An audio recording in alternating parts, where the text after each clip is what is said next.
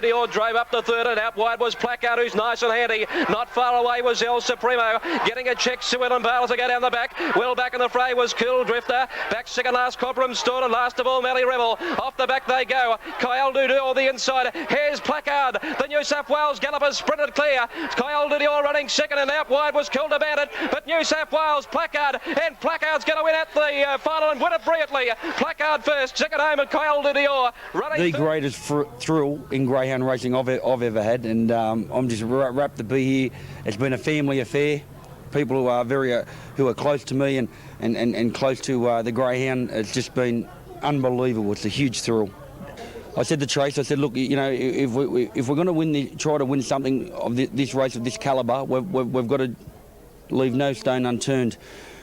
I rang an old mate of mine and I said, listen, mate, and I'll mention his name in a minute. I said, will you do me a favour? And he said, what's that? I said, will you take the dog to Tasmania and look after him for 2 weeks? He said, 2 weeks? I said, please. And he said, what did you say? I said, please. Can you look after him for 2 weeks? And that was Mr. Jim Coleman and Christine Coleman. And the dog couldn't have been in better hands, and I can't thank them enough for looking after the dog for the fortnight.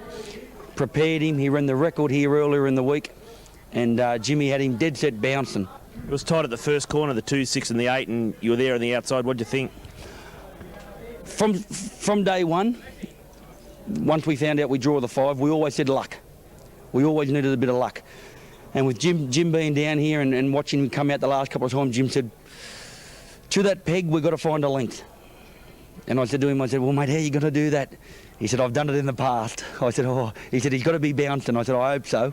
And I think he was one of the best to begin. And I just think he probably got knocked a little bit, but he got himself in a good position. And, you know, like I said, it was just a thrill. To be really honest with you, it wouldn't have been possible if it wasn't for John McGeary, a very good friend of mine, John, and if it wasn't for him, I wouldn't be involved with the pup or Jimmy.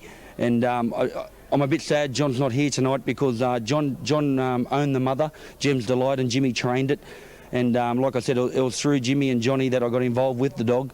And just a bit upsetting Johnny's not here tonight, but he was watching, him and Pam up at Tweed, they were cheering, and I know Johnny was here in spirit, and it just would have been good to have Johnny here, but no, like I said, but thanks very much, John, and I wish you were here tonight. You've raised a lot of money with NADS over the years, and now something comes back, mate.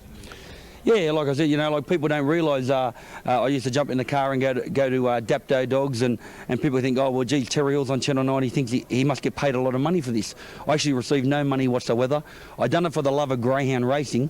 We got it on Channel 9, we give the sport a profile, and in the proceeds we raised $150,000 for the Children's Hospital, and that's all for greyhound racing and the Children's Hospital, which is a great thrill to me, and I've been a great lover of greyhounds for so long, and yeah.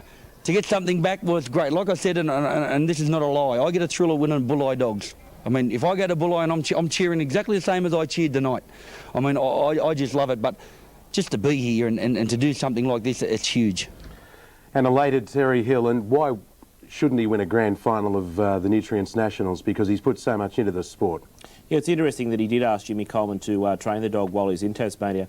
Jimmy, as many people might not know, did rear the dog. He broke him in, raced him at Ipswich through the Ipswich Maiden Series, which he didn't win, as we know, but he raced successfully, and then he transferred him down here to the Kings, and history as we see it.